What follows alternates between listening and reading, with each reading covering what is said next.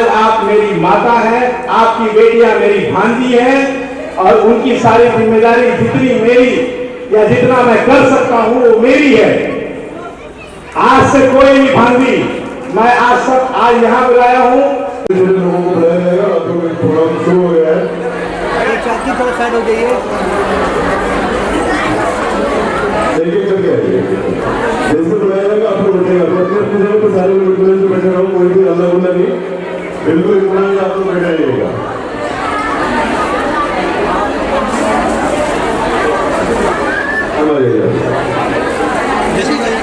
पढ़े लिखे हुए हैं, आज जो आगे बढ़े हुए हैं, सब ऊपर वाले की कृपा है।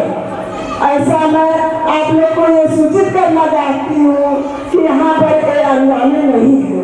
हम लोग इनको जन्मों से देख रहे हैं, हमारे सामने ये बच्चा बड़ा हुआ है, यह आप लोग की सहायता में हमेशा मदद करेंगे।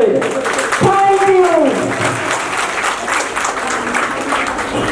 सब लोग बना रहे हैं, लेकिन मेरा इस त्योहार को इस तरह से मनाने का रीजन ये है कि ऐसा एक बार हुआ था जब मेरी माँ ने मेरे मामा को राखी भेजी थी और मेरी माँ ने बोला था कि एक राखी के लिए थाना चले आए।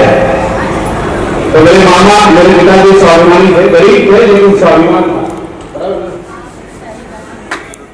मेरे पिताजी ने राखी वहीं छोड़ी और चले आए।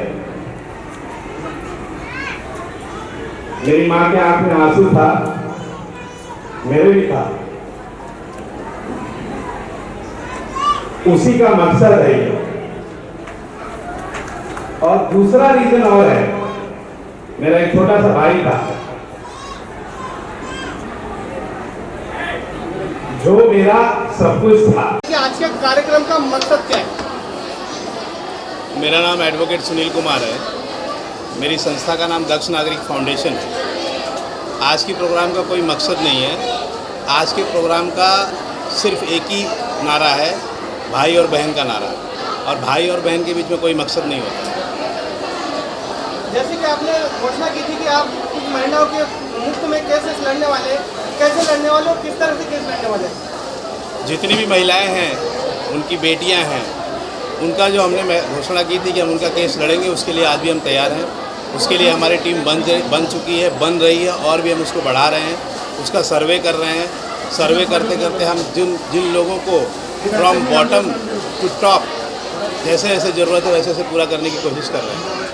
ये जो संस्था स्थापना की गई है दक्ष नागरिक फाउंडेशन, ये संस्था का मकसद क्या है और अब तक ये संस्था के द्वारा क्या काम किए गए? दक्ष नागरिक फाउंडेशन, दक्ष मतलब अलर्ट। संस्था का मकसद सिर्फ ये है, क्योंकि मेरा पर्सनल एक्सपीरियंस है, संस्था पूरी तरह से फोकस कर रही है औरतों के विकास पे। क्योंकि जब इसका प्रेरणा स्रोत मैं खुद हूँ, क्योंकि जब मैं गरीबी के दिन काट रहा था और मेरे मम्मी पापा को, मुझे और मेरी बहन को पढ़ाने के लिए ऑप्शन चुनना था, तो मुझे पढ़ा दिया और मेरी बहन को छोड़ दिया। अब मैं नहीं चाहता हूँ कि कोई बहन छूटे, कोई बेटी छूटे। जितना कोशिश होगी उतना हम लोग उसको आगे ले जाएंगे। तो जिस तरह आप महिलाओं को उनके कानून का अधिकार आप दिलाने के लिए आप आगे आ रहे हैं, लेकिन कुछ ऐसे भी है कि महिला कानून का दुरुपयोग भी हो रहा है, तो ऐसे पुरुषों को भी आप मदद करने के लिए आगे आएंगे? देखिए, जो मैंने वचन दिया है वो मैंने अपनी बहनों को दिया है। और कभी भी ताली एक हाथ से नहीं बजती है, ताली दोनों हाथ से बजती है। तो अगर मैंने अपनी बहनों को वचन दिया है, राखी बंधवाया है, तो चाहे वो सही है चाहे वो गलत है, मैं हूँ उन्हीं के साथ। जैसे कि आपने कुछ बच्चों को भी गोद लेने का जो है प्रण लिया है, तो किस तरह के बच्चों को आपने गोद लिया और उसकी कैसे व्यवस्था करने की योजना बनाई? बच्चों को गोद लेना मेरे बस की बात नहीं है, वो ईश्वर ने दिया है और जिनको दिया है वो उनके लिए प्रसाद है। मैं उन बच्चों के लिए सिर्फ बैसाखी बनना चाहता हूँ। जिस तरह से एक NGO मेरे लिए बैसाखी बनी थी, मैं सिर्फ इतना करना चाहता हूँ कि उनको जो समस्या है उसमें थोड़ा सा मैं सहयोग कर सकूँ।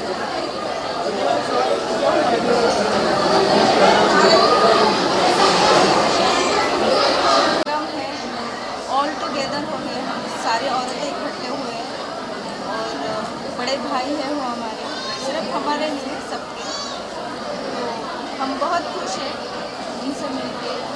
आज रक्षाबंधन का एक पवित्र बंधन है और जिनमें और भी औरतें, सारे लेडीज़ हैं, हम एक प्रोटेक्शन फील करते हैं जो भैया है, और ही इज़ रियली सपोर्टिंग, सबको सपोर्ट करते हैं हर तौर पे, हर फेस पे। तो आज बहुत टाइप की फीमेल यहाँ पर है जो अपना तरीके से अपनी प्रॉब्लम को सॉल्व करने के लिए भैया को एक सबसे बड़ा उनके सामने एज अ पेरेंट्स है, एज अ सपोर्टर है। For a female is a very good message and very good relation, जो आज हम एक प्रोग्राम के तौर पे हम इसे सेलिब्रेट करने वाले हैं, जो रक्षाबंधन है। आप कुछ कहना चाहेंगे? नमस्ते, ये मुझे मेरी बड़ी बहन है। इन्होंने ना हर एक औरत के घर घर जाके सपोर्ट किया है, सबसे पूछ के आपको क्या प्रॉब्लम है।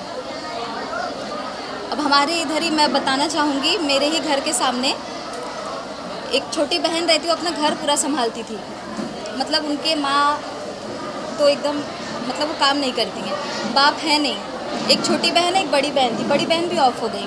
उनका पूरा घर का खर्चा ये और भाई संभालते हैं। मैं यही बोलना चाहूँगी, और ऐसे ही इनको दुआ दीजिए, ऐसे ही सपोर्ट कीजिए इनको कि आगे बढ़ती रहें।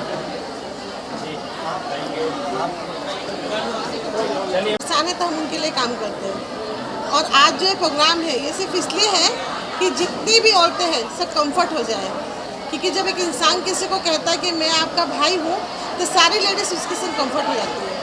तो बस इस प्रोग्राम का मकसद यही है कि जो भी औरतें हो ना, जिनकी कोई प्रॉब्लम्स हो ना, वो खुद भाई बहन बन के भाई के पास आए और अपनी सारी प्रॉब्लम शेयर करें। बस इस प्रोग्राम का मकसद यही है। इसके अलावा यहाँ पे महिलाओं को सारे वितरण किया जा रहा है। रक्षाबंधन के एक दिन पहले एक प्रोग्राम का आयोजन किया गया है, उसको लेके क्या कुछ कहना चाहेंगे? हाँ, बस इसलिए ये प्रोग्राम इसलिए किया जा रहा है ताकि सारी औरतों को भरोसा हो जाए कि नहीं हमारा कोई भाई है। क्योंकि अक्सर क्या होता है, औरतों के साथ कुछ गलत होता है तो वो जल्दी से कहीं जा नहीं सकती, किसी से कह नहीं सकती। अब यहाँ क्या है, उनको पूरी छूट दी जा रही है कि कुछ भी हो आप हमारे पास आ सकते हो। इसके अलावा क्या कुछ मैसेज देना चाहेंगे आपके आसपास के जो महिलाएं हैं उनको सुरक्षा व्यवस्था को लेकर कुछ कहना चाहेंगे? जी, मैं ये कहना चाहूँगी कि कोई भी औरत हो उसे जुल्म नहीं सहना चाहिए, कोई भी तकलीफ़ हो तो उसे खुल के लोगों से बात करनी चाहिए ताकि उसका सलूशन निकले।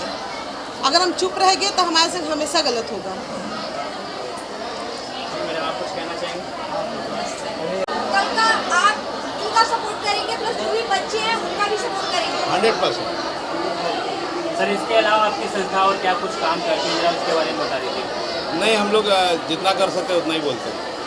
ओके, हम सिर्फ महिलाओं, यहाँ जितनी बैठी हैं महिलाएं वो मेरी बहनें हैं, उनकी बेटियाँ मेरी भांजियाँ हैं, और मैं जानता हूँ कि यही बेस है।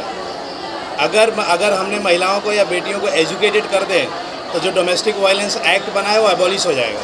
सर, जिस लेवल पर ये कार्यक्रम का आयोजन हुआ है बहुत बड़े लेवल पे, इस लेवल पे तो MLA और MPs भी नहीं करते हैं, तो क्या इस कार्यक्रम को राजनीतिक नजरिए से देखा जा रहा है? नहीं, यहाँ तो भाई बहन है, परिवार है, ये तो परिवार है, ये मेरा अपना प्रेम है। और अगर आप लोग रुकेंगे तो मैं जब अपने स्पीच में बोलूँगा तो आप सुनेंगे कि उसका रीज़न क्या है।